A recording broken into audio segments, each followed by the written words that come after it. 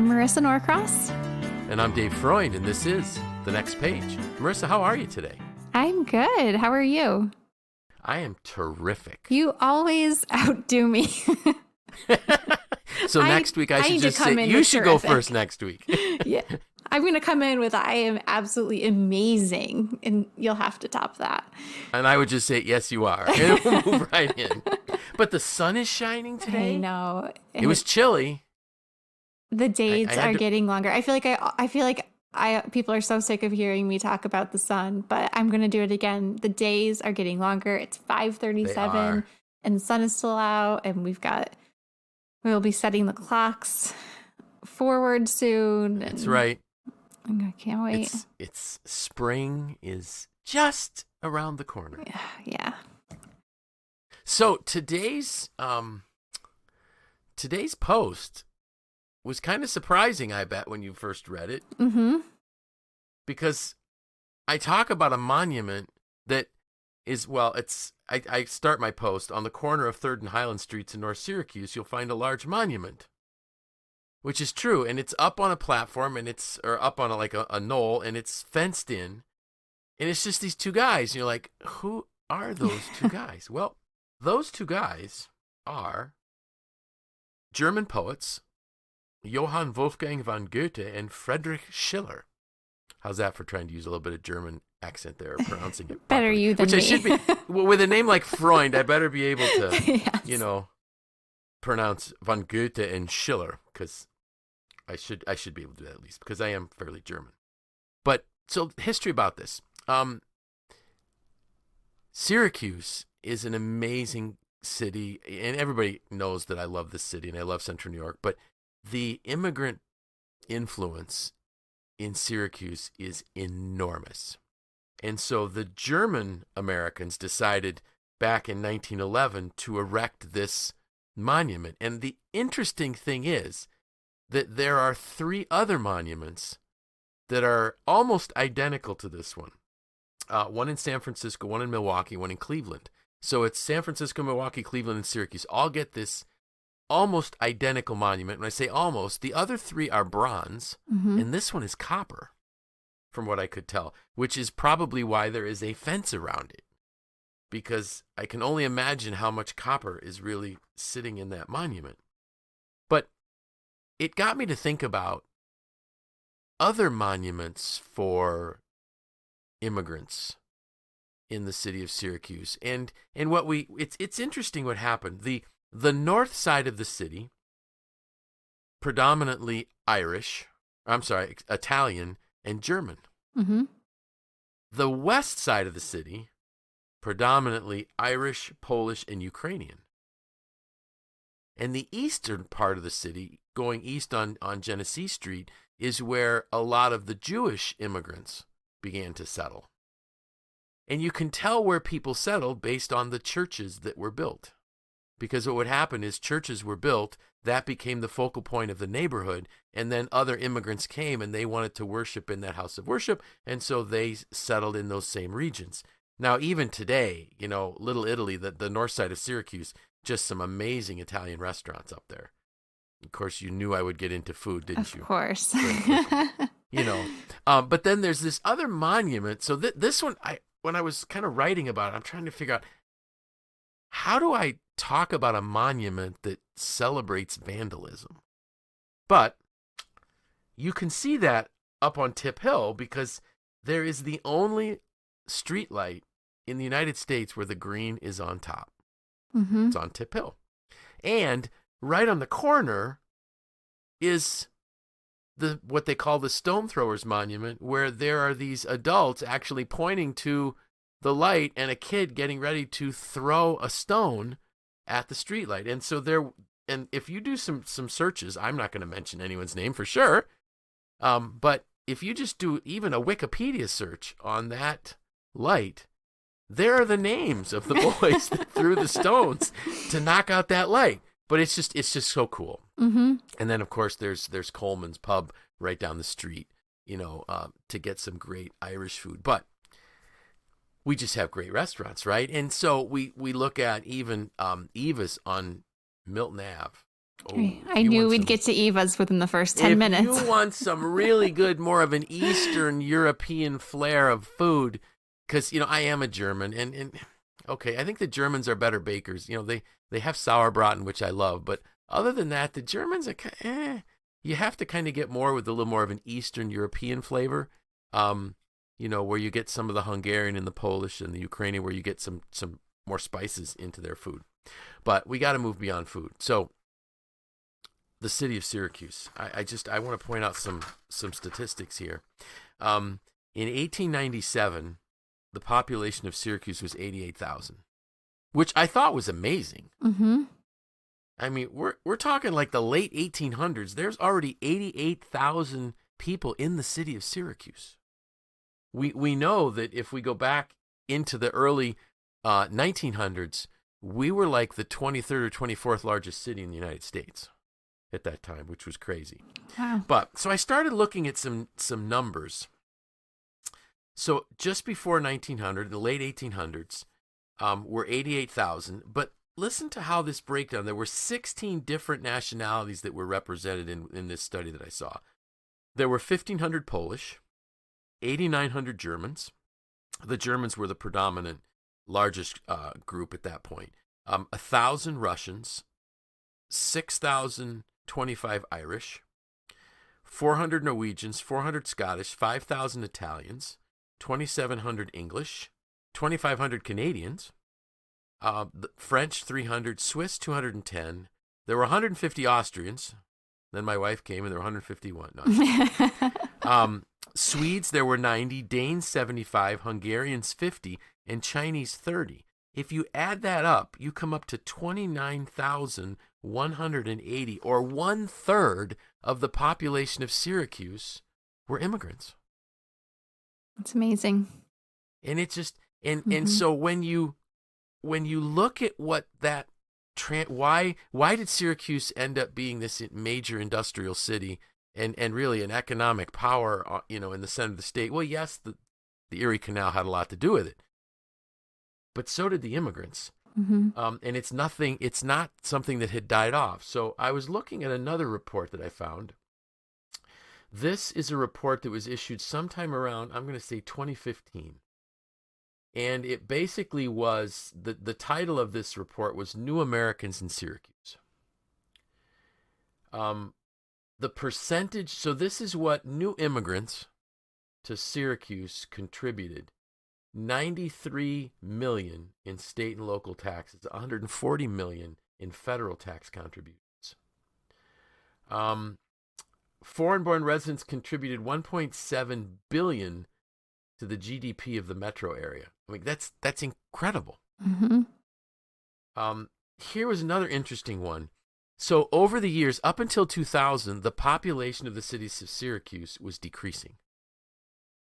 But from 2000 to 2014, when they were measuring this, the trend was reversed, and there was a 1.8% population increase. If you look at native born, it was flat. That entire increase were new immigrants. Wow. Which I thought was awesome. So getting back to some more things that why am I saying this matters?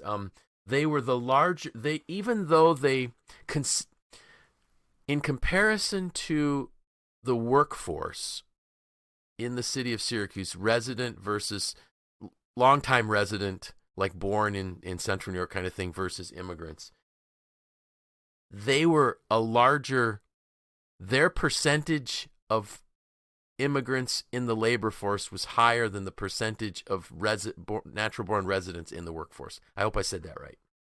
So they're working harder. They're working more. More of them are working. Okay? They contributed between 2000 and 2014, $406 million to the housing value by buying homes in our area. Interestingly enough, from 2009 to 2014, right after the Great Recession, the total housing value raised by $233 million. Wow. Entrepreneurship, they are 7.4% more likely to be entrepreneurs than folks that are natural born here. Immigrants amounted to 22.3 million in additional business income from their entrepreneurial pursuits. Here's another one. Foreign-born residents tend to have higher education levels than U.S.-born citizens in the Syracuse metro area. Those achieving bachelor's degrees, foreign-born 30%, U.S.-born 22%. Advanced degrees, 12% foreign-born, 8% U.S.-born. Here was another one that I thought was fascinating. The share of Metro Syracuse residents speaking a language other than English at home, almost 9%. Wow. And then this was another beautiful one. There were 22,606 naturalized immigrants. So these are immigrants that became citizens within our region as of this period of 2014. And 55.4% of those living here became citizens. That's amazing. That's a number that you want to hear, because you talk about, people coming to the country but not becoming Americans. No, that's not those that were eligible are becoming, more than half are becoming American citizens. And because there's certain things you have to go through. You have to be here a certain period of time or be born here. Like if you have children here, that might affect it. But if I'm not mistaken, I think my wife had to be here 5 years before she could become a citizen of the U.S. In fact, I know it did, because I remember when we were counting out, okay, when can she become a naturalized citizen? So this is great that, those that are eligible, more than half of them are becoming citizens. And you also have to understand, why might not they be? Well, it's not easy to become a citizen. I really believe that I'm just going to go out on a limb and say the vast majority of the young people that I graduated from high school with could not pass the citizen test, the naturalization test. I think most people would probably need to do some studying. You'd have to study, even though we probably were taught it in school. But, when you have to talk about the three branches of government, and they're asking questions about, the House of Representatives and the Senate and how long terms are, unless that's all changed. I remember helping my wife study for that. And because I was like this government history kind of nerd, I knew the answers. But most people don't. But if you want to become a citizen, you do. Mm-hmm. So again, these, what our immigrants bring to our community is huge. Some of us locally would know that up until a few years back, there was a foundry on Thompson Road, Oberdorfer Foundries, and that company was started by a German Jewish American, Moses Oberdorfer, who started the company in 1922. So if we start looking around our region, there are companies that were started by these immigrants, not just restaurants. I mean, I still love the restaurants. Some of our thriving manufacturing community today, I'm thinking of Stickley Furniture, and some years ago I toured Stickley's company and I went through their break room, and there are all these flags, and I think there was over 20 some flags flying of the nationalities of their employees. When I did some work for Chobani, the Greek yogurt company, and if I'm not mistaken, about 1/3 of their employees are Burmese refugees. Mm-hmm. So where would we be without them? They're more focused on creating a better life for their families. I just recently heard a story just this week. My wife was sharing with me a story of a family that is literally living the American dream, and they came from China. And the grandparents can hardly, I don't know if they can communicate, to be honest with you, in anything unless you understand Mandarin Chinese. But their children, have a business, are working very, very hard, are really scraping. If you go into their home, there's not much there other than what you need, but their kids are going to get degrees in universities. They're living this dream of their kids being able to have a life that they couldn't have. I look at, so I'm a first generation American because my mom was from Europe. My dad is a first generation American because his mom was from Europe. My kids are first generation Americans because their mom was from Europe. So our family's doing our part to continue to bring immigrants to this country, but it adds such a beautiful flavor to your life to have this culture from another country. So your background, I know you've got some Italian. Yes, I am but Italian you also have and Portuguese. Portuguese, right? Wow. Yeah. Yes. That's exciting. It is. There aren't a lot of Portuguese in the area. Well, or at least I don't know them. I know many Portuguese settled in the Salve area.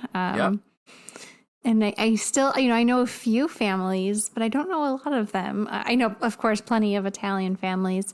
But yeah, it's really cool. I didn't know many, other Portuguese kids growing up. But did you have any, are there any unique traditions that your family has because of your Italian or Portuguese background? I think on the Portuguese side, I don't know if we have too many built around that, around those traditions. I was fortunate enough to know my great grandmother, and she was from Portugal. She came over here as a teenager, and I used to spend a lot of time with her as a young child. And I know she had some special recipes that That's she great. Used to make, and her daughter, my great aunt, she will still make them from time to time. So occasionally she'll mail me and my family some sweet rolls and things like that. But on the Italian side, I think a lot of you think about just my big, loud Italian family. I think we fit that mold pretty well. And we come together around food. So, like a lot of cultures, gathering around food is a big deal. Yes. But I think that's true for everyone. So I don't know. I don't think it's unique there. Yeah, it is. And and I love how you said your big, loud Italian family. Well, and if there were Greeks, they would be big, loud Greek family. Yeah. And ours is a big, loud German family. Families that get together that love each other are loud. Yep. And I think one of the beauties that the immigrant population continues to do is to keep the big family together. Mm-hmm. And the reason why they did it was they needed each other. If I think back of my grandparents settled in Central Ohio when they came over from Europe. And it was one of the siblings of the family, like my grandmother's sister and her husband, settled first. And then the others came. And these folks were fleeing, Europe just before World War II, was when a lot of my immigrant family came over. And they didn't have anything. And some of them maybe one of them lived on a farm, and so they all lived with each other for a while till they could get their own start, and they just continued to work very, very hard at whatever they could, but they always knew that family would be there, and so they cherished that family thing. And I think that's the cultural piece that I think I got from my European grandparents. Was its family. And I remember my mother saying the same thing. Very, very big for my mother to have, as often as you can, family get-togethers. Mm-hmm. And even my wife's family went from Austria and settled in, again, Central Ohio because her aunts and uncles were there. And that to me is just this beautiful piece. Yeah. And I always loved, I don't know if you ever did this growing up, if you had any friends who had different cultural background from you, but going to their homes and experiencing their family's traditions and their culture and their cuisine, it was always a really fun experience. And I think that's what makes our area so special, is that you had previously shared with me the idea, I think you told me that a teacher had said that, this isn't an area that we would call a melting pot, but it's more like a salad bowl. Exactly. And I love that example. Yeah. Because I was taught when I was in school, in the 70s, I was in school and they were talking about America's a melting pot. And I'm like, no. And then I had the teacher say, it's more like a salad bowl, which is beautiful. So for me, and because, you mentioned, I mentioned at the beginning, people settled where their churches were, where their houses of worship were. So the church that I attend locally had very strong German and Swiss influence. In fact, when I was a kid, there was a German service every Sunday morning before the English service. And when I was until I was probably in my mid-teens, even parts of like our midweek service would have had a German portion in it, because we had a lot of folks that spoke German.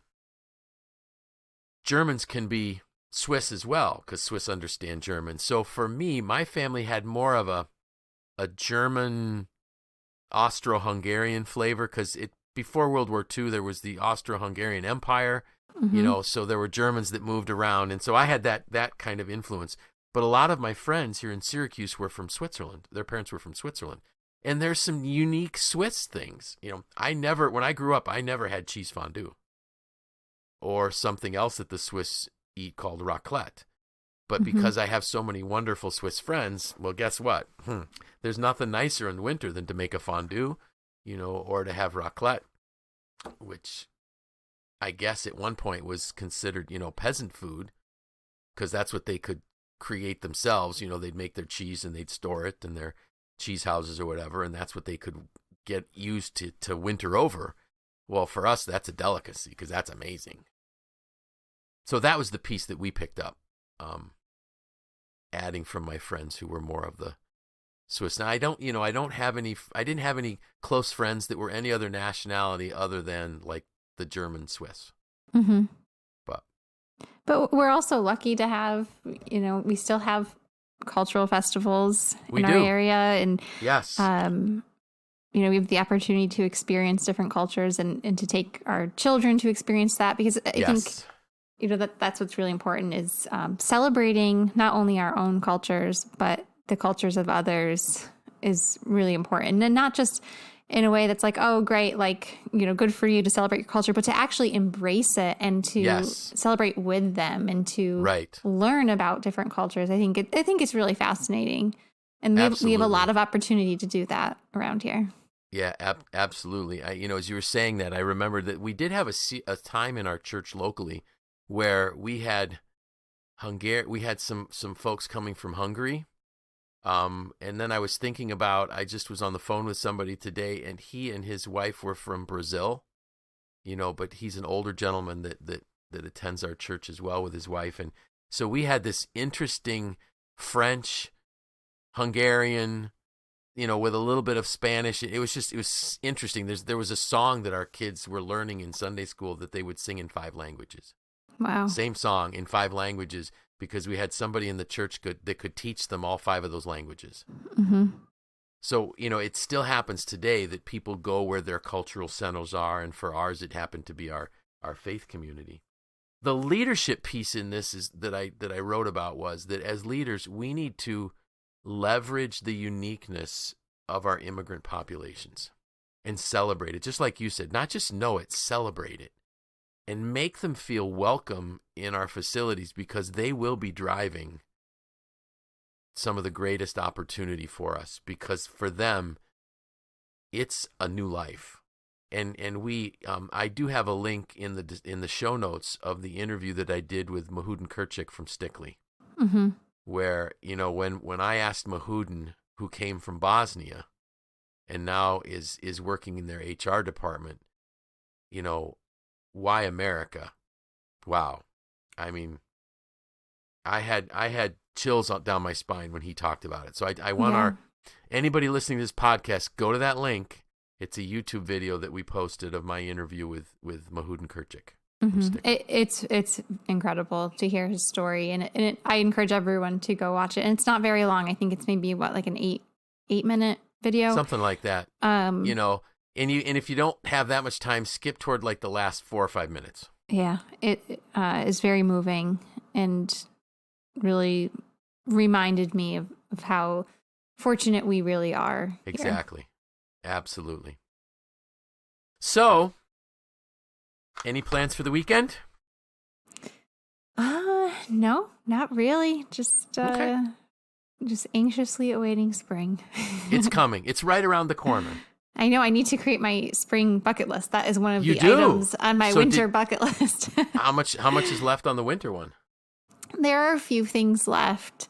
All right. And I don't know if they'll all happen. I realized, one of my build a snowman was on our list. And while we have gone out in the snow so many times, we did snow angels. We built a fort. We had all kinds of snow activities, but we just had a lot of fluffy snow, and so we didn't make a snowman. But you know what? Spring snowstorms are really good for making snowmen. So we'll see. I mean, that might still happen. You might still get it. Don't just completely abdicate the list yet. We haven't. There's just a few things left on there that for the next couple of weeks. So next week we're going to talk about ladders. All right. That's all I'll say. Okay. So with that, I'm Dave Freund. I'm Marissa Norcross. And this was The Next Page.